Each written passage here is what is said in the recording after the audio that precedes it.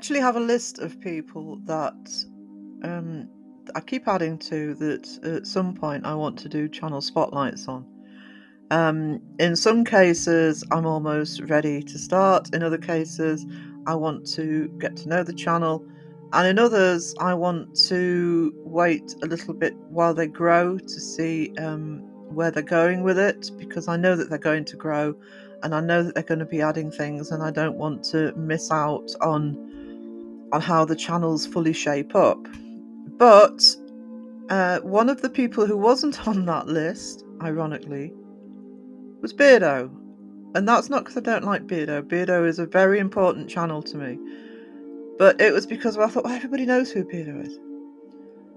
But then it occurred to me that the reason I do these channel spotlights, I'm a tiny channel. It's not, very few subscribers are going to go over and subscribe to these channels because they're already going to be subscribed.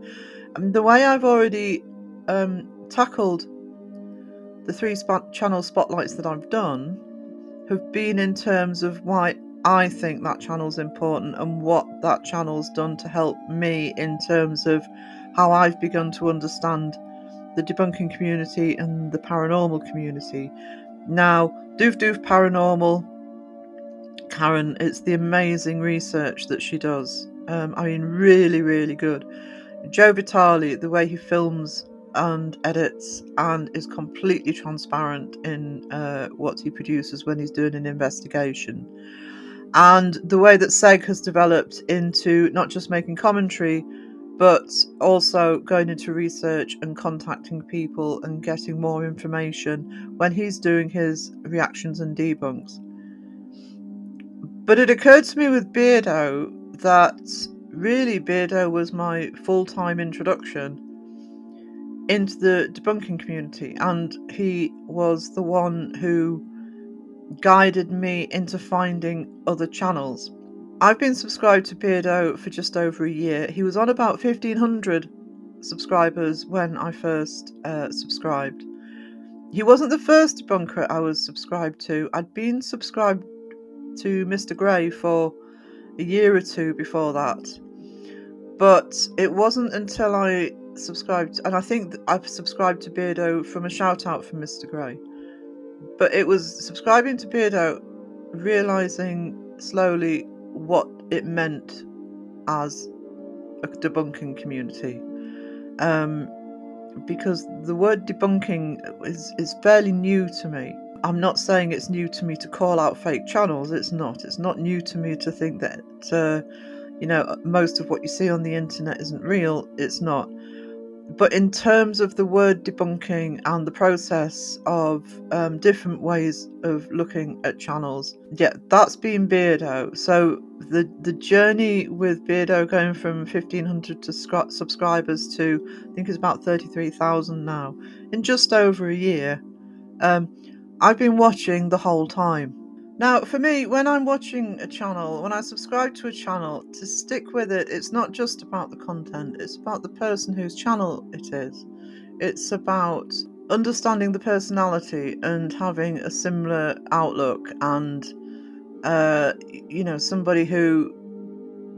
I have unsubscribed from channels in the past because nothing wrong with the content, but just couldn't cope with the person doing it, or vice versa. Actually, I've unsubscribed from a couple of channels. I really liked the presenter, but I didn't like the way that the channel had gone. Now, in terms of Beardo's from South Wales. I have family in South Wales, and I'm familiar with the area and the people, and they're actually in a lot of ways quite similar to, even though I'm at the other end of the country, I'm up in the north of England, rural northern England, and there's a very similar attitude in some ways. So I've always kind of got where Beardo's coming from as a person, and some of the stuff that he's in. I'm a fellow nerd, all that sort of stuff, and that's actually been important for me. I also am not somebody who shies away from somebody, a creator who speaks their mind. I like it when Beardo kicks off and has a rant, and he's not afraid to say what he says. And I also, at the same time, fully respect somebody who does that because it's something I do. And then if I think I've gone too far, I'm the first person to apologise. I have never been frightened of saying I'm sorry. And Beardo isn't either. And I respect that too. So I like that juxtaposition of speaking their mind, the way Beardo speaks his mind. But he's not afraid if he's gone too far, or he thinks he's gone too far, or if he's got something wrong, he's the first to say, I'm sorry. And both of those things I actually respect. If I'm honest, over the time that I've been sort of got more concerned about watching Beardo is when I feel as though he's holding back. And I think, oh, what you're doing, is it because you're getting subscribers and you think you can't be as free with what you say anymore? And it never takes long for him to revert back, and I like that. I respect that. He's not protective over what he's doing. He's just out there to tell the truth and to expose those who are faking their content, those who are scamming people, who are pretending something is real and it's fake. It's a perfect storm, really, a lot of the time with Beardo. Not saying I always agree with him. I'm sure he doesn't or wouldn't always agree with me, but that doesn't matter, and that's what's important. You need to be able to have that juxtaposition of, well, I think this, but you think that, and it's okay that there's some difference of opinion there. So when I first started watching Beardo, he was still doing some reaction videos, but he was starting to debunk as he was reacting to them. And the first clip I'm going to show you shows an example of that. It is a reaction, but he's also thinking about it and starting to talk about his opinions and beliefs on both the paranormal and on the ways that these clips can be faked.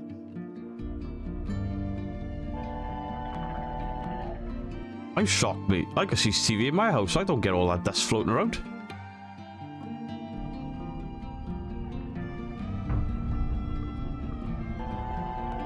Kill it with fire immediately.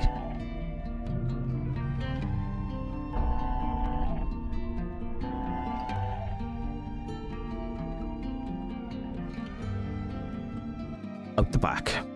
Smash it to pieces. Set fire to it. Bury it. Salt it. Bury it again, and then set fire to everything you've just done. Salt it and bury it again. Just to make doubly sure. Because that is Annabelle or Chucky without a shadow of a doubt. James says that he was a skeptic before all this, but that he now 100% believes that the doll he brought home from Goodwill has a paranormal entity attached to it. But what do you think is happening here? Is it real, or is it all just an elaborate hoax? Now, I keep getting comments saying that anything like this can be done with wires, string, and special effects editing. And while that is 100% true, and I do try to look for the obvious wires or glitching where they've edited out wires, at the same point, you can create anything your mind desires with special effects, even the ordinary. So you can't put everything down to special effects, or you can put everything down to special effects, including any single video evidence of anything ever.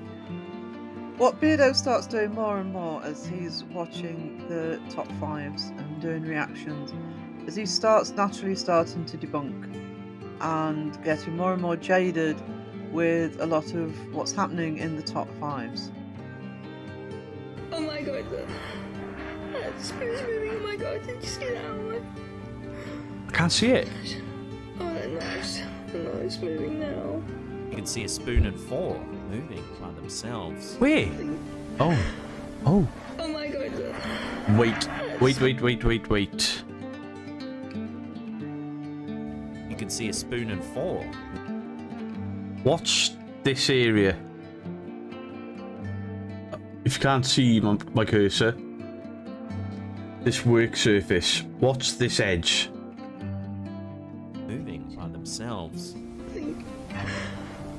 Oh my god. Spirit's moving. Oh my god, did you see that? Oh my... I also saw a hand. Did I? Nice move. Damn it. There. Somebody hasn't hidden properly. You see that? That moves. There we go. It's stuck down. It's moving now. So while still doing reaction videos, a turning point seemed to happen with Beardo when he was reacting to a Mind Seed video. Oh, it's kind of cold. You feel that? Very weird. Feels like a cold. On the tops of my hands, yeah. Yeah, like ice cold right here now. You already moved the pink one and the green one. Can you move the clear one that I was asking you to move earlier? It's really simple, just give it a little push.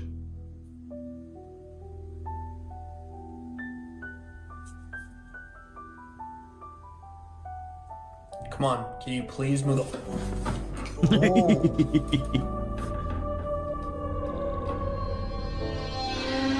No fucking way. Even watching the tape? They all jumped. All three of them are on camera, nowhere near it. I was watching their hands and their legs to see if one of them made a jerk in action, like if there was a string, and none of them did until after that ball moved. That's impressive. No fucking way. There's no way that that could have moved. Wait. It's just insane. What's the... Come on, can you What's this please ball? Oh.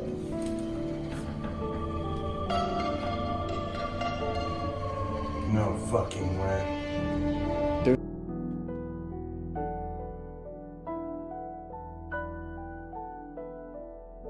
Come on, can you please move the... Oh. See, that ball dragged with it. No fucking way. I'm actually really disappointed that I spotted that, but I'm not gonna lie.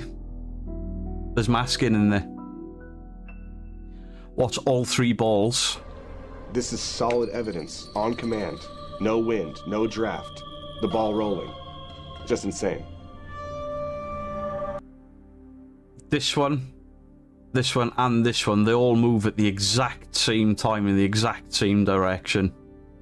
If you're only watching this one ball, it's easy to miss, but watch this and this, the shadows, everything, it all glitches in the same direction. Come on, can you please move the... Right, let's see, moving forward, these haven't moved yet. It's gone past that one ball. Oh. There we go. No fucking way. The top of that ball even disappears. There's masking in it. It won't even... That's annoyed me now. Because I don't react to videos that I know are clearly faked that are pretending to be real. And I've just seen masking. So, there will be no more video reactions to Mindseed TV because they haven't made a mistake there and thought there was something in the video that there wasn't. They've cheated. They've used masking. You can see the mask because it pulls everything surrounding that main ball for a couple of frames. They've missed it in editing, or they couldn't edit it out and hope nobody noticed because I didn't see it the first time. It was while watching the replay that highlighted that to me. I'm really disappointed because I was really enjoying Mindseed videos, which means that I don't believe anything else in the video. Well, looks like Twin Paranormal. I'm gonna have to do longer videos and react to Twin Paranormal. That's the last Mindseed reaction video I'll ever do. I'm disappointed in them. I'm disappointed that I caught it because I really enjoy the videos and now I've got to find other content. But I'm not going to lie to anyone. I'm not going to pretend I didn't see anything that I did.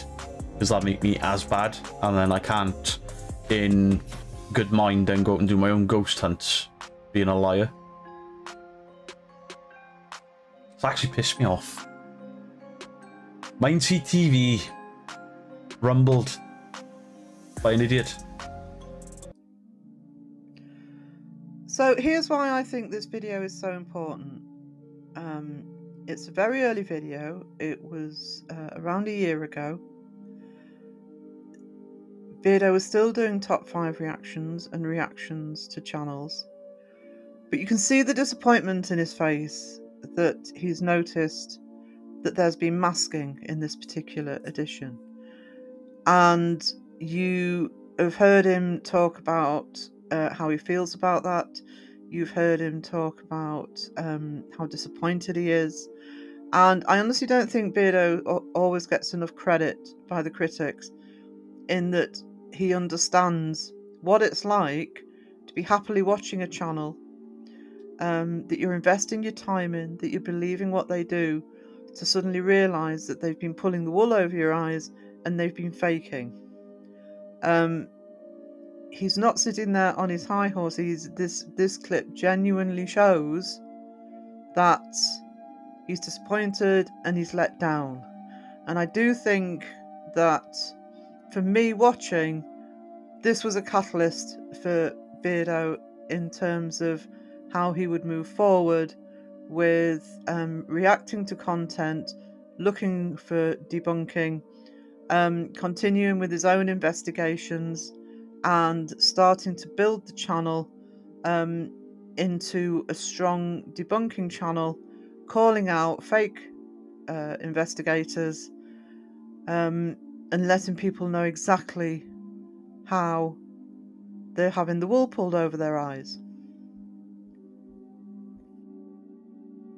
After the Mindseed debunk, Beardo starts to get further into concentrating on debunking fake channels.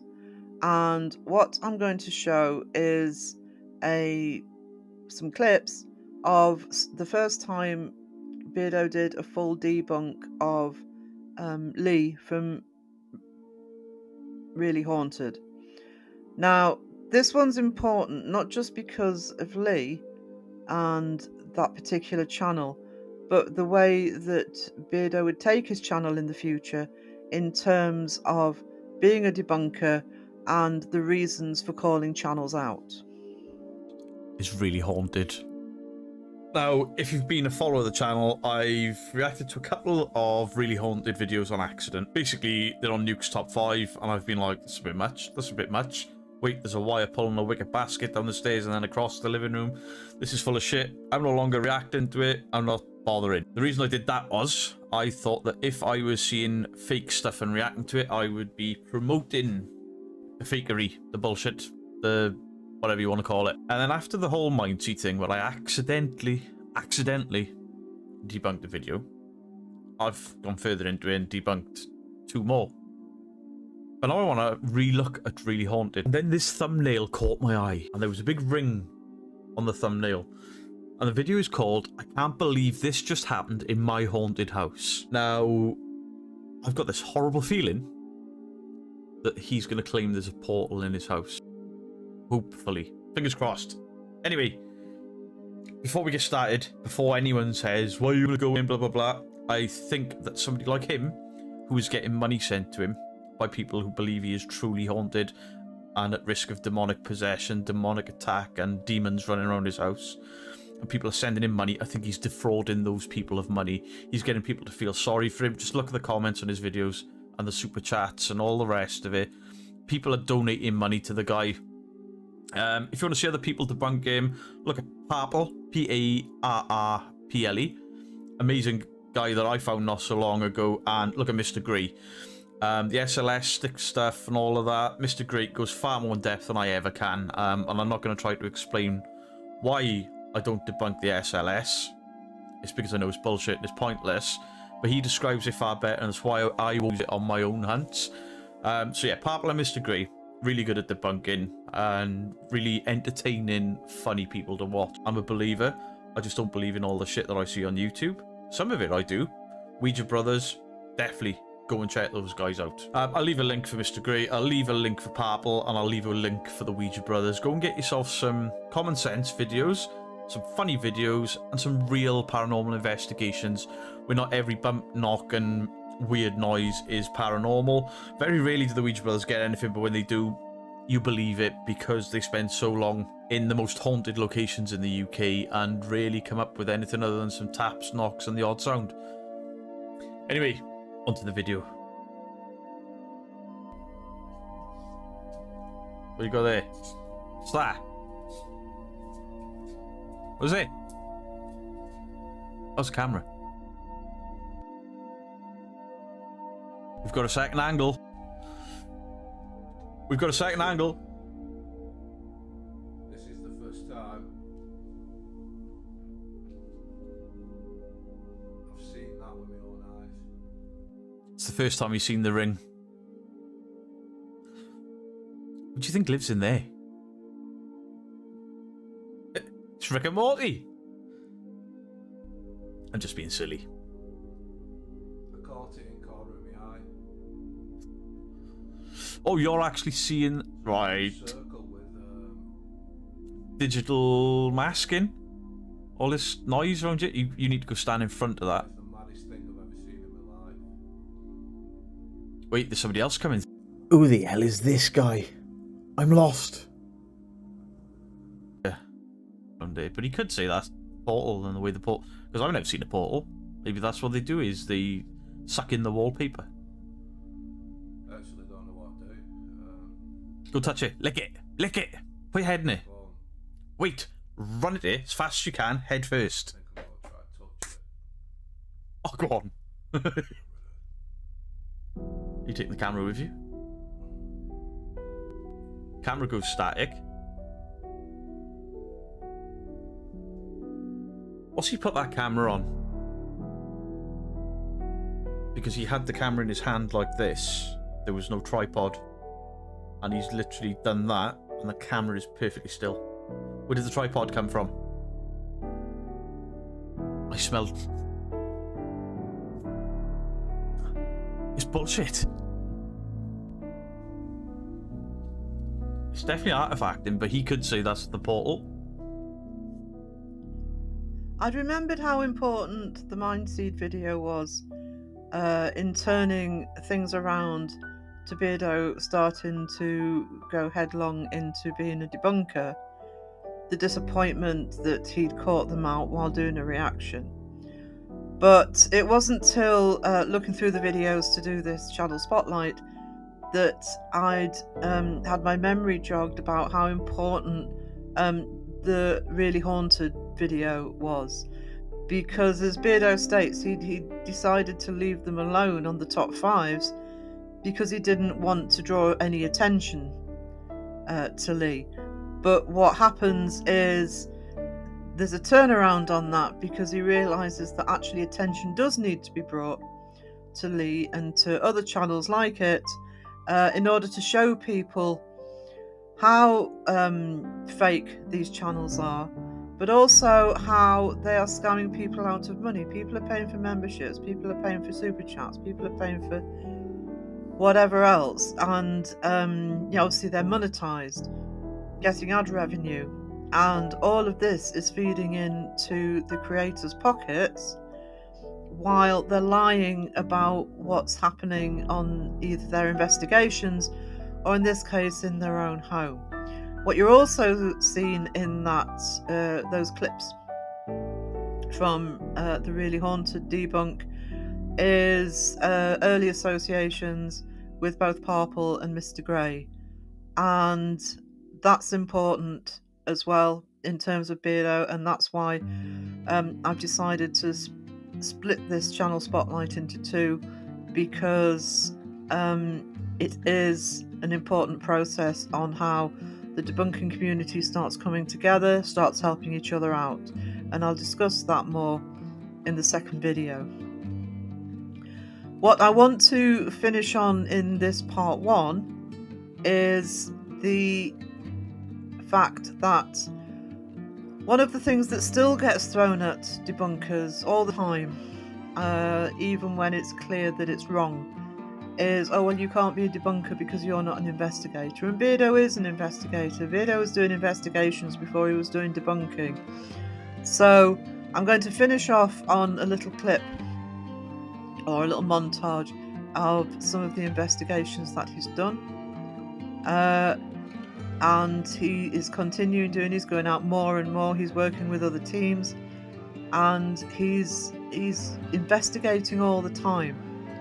And if you've heard me talk before about investigators, this is something that does tend to get overlooked. I mean, the two of the channels that I watch all the time are Joe Vitale, Entity 7, Paranormal, and Josh Parrish of Paranormal Seekers, both investigators, and as well as doing debunking to one degree or another. You're getting both sides of the story there. I am not somebody who believes you 100% have to have gone out doing investigations to be a debunker, but you need to do it from a certain perspective, that you're not pretending that you know what it's like to investigate. You can do it from a visual point of view, you can do it from looking at the way the filmmaking's being done, etc. But when it's an investigator doing the debunking, there are certain techniques and certain things that are happening during an investigation that they've got experience as to whether it would be possible, or whether it's clearly something that can be debunked from an investigative point of view. So I just want to reiterate the fact that Beardo is a debunker. Now, I know I've only covered 3 clips of his debunks. Obviously, it's a huge channel. There's a huge amount of content. And as I've said in these spotlights before, I want people to go over and have a look for themselves. If perchance either you're new to Beardo, or maybe you haven't gone back that far, it is very, very interesting. I've picked out the 3 key moments for me in terms of looking how it all started, especially with the benefit of hindsight as to where he is now. Now, in the second video, I want to look at Beardo in terms of his part in the debunking community, his part in promoting other channels, helping out each other channels, shouting out channels who have helped him, and looking at the way that he defends the community against the trolls and against the fake channels that hit back. That is really important, and this year in particular, from January onwards, he's had to do that a lot, and he's done it very well. So that will be part 2.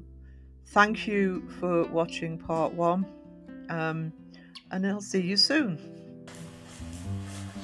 So just, the reason I put the K2 near it, just so you can see that there's not a speaker's magnetic, set off the K2 as I've said a few times tonight, just so nobody can see that the guys have come up here, taken the plinth bag off,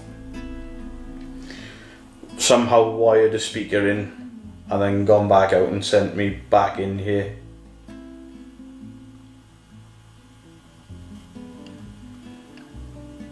I mean, for a start, there's no way to put a speaker inside there. There's no way to mount a speaker. They'd have to just lay it on the floor. And if Jeanette can speak, like people say. Oh, fuck me! And if Jeanette can speak, like people say. Oh, fuck me! And if Jeanette can speak, like people say.